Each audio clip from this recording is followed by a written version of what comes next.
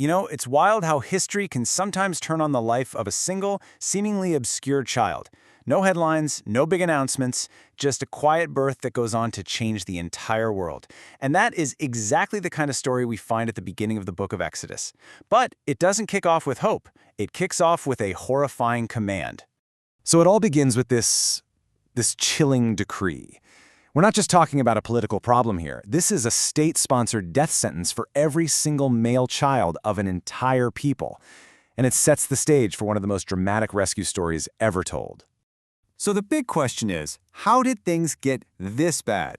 To really get why this savior was needed, we first have to wrap our heads around the king's unbelievably cruel decree. What you're seeing here is a dramatic, almost whiplash-inducing reversal of fortune. I mean, at the end of Genesis, the Israelites are honored guests in Egypt, basically VIPs.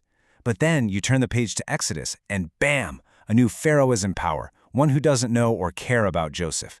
He sees the growing numbers not as a blessing, but as a serious threat.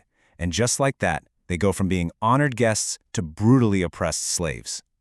And this fear, it just spirals into a truly horrifying plan. First, it's slavery. But when that doesn't slow their population growth, Pharaoh escalates things. He commands the Hebrew midwives to kill the baby boys at birth. But when they courageously refuse, he issues that public decree we just saw: throw every single Hebrew son into the Nile. This was a full-blown attempt to wipe out the future of an entire nation. He was setting himself directly against the promise God had made to Abraham. So, against this massive backdrop of state power and unspeakable cruelty, the camera suddenly zooms way in. We shift from the throne room of a powerful king to the quiet, fearful home of a single family, where a mother is about to make a courageous choice. So when the baby is born, the text says his mother saw he was a fine child. Now the Hebrew word used here is tov, which means good or beautiful, but the source material makes a really important point. This isn't just a proud mom talking. The New Testament actually clarifies that he was beautiful in God's sight, and this little detail tells us something huge. From the very beginning, this was no ordinary child. God had already set his favor on him. Okay, so here's the crucial takeaway. Hiding him for 3 months, that wasn't just an act of parental love. Think about it. In the face of a royal death sentence where any little cry could get them all killed, this was a profound act of courageous faith. His parents were trusting that God had a special purpose for this child, even when the situation looked absolutely, completely impossible. And this is where the story takes a turn that is just dripping with irony. Pharaoh, this guy who thinks he has absolute control over everything, is about to see his entire evil plan get turned on its head by the very instruments of his own power. It's incredible. Just watch how this whole thing unfolds. It's almost unbelievable. The little basket he's in, it's called a teva, and that's the same very rare Hebrew word for Noah's Ark, another vessel of salvation on the water. Then, who finds it? Not a soldier, but Pharaoh's own daughter. And at the absolute perfect moment, the baby cries and her heart just melts. Then his sister, Miriam, who's been watching, cleverly steps in and offers to find a Hebrew nurse. And who does she bring back? His own mother. I mean, you can't make this up. And for the final, perfect twist, Pharaoh's palace actually pays Moses' own mother to raise her own son. The king is literally financing the survival of Israel's future deliverer. This quote from the theologian R.C. Sproul just nails the core idea of the story.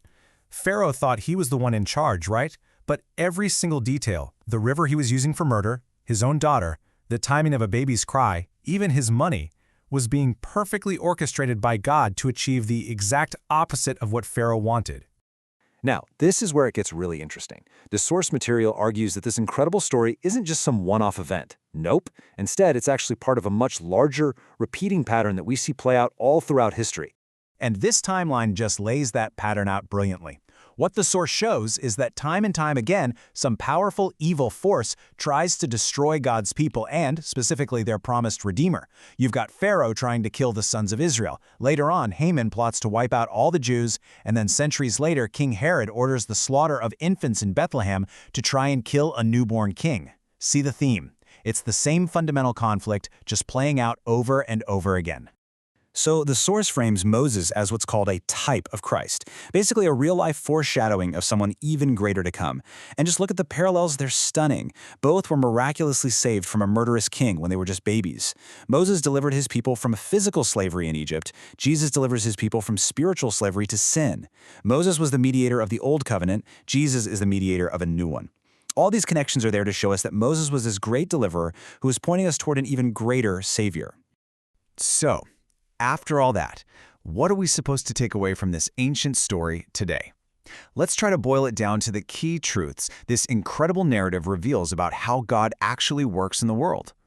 First, this story screams that even when evil seems to have absolute power, God is still in control.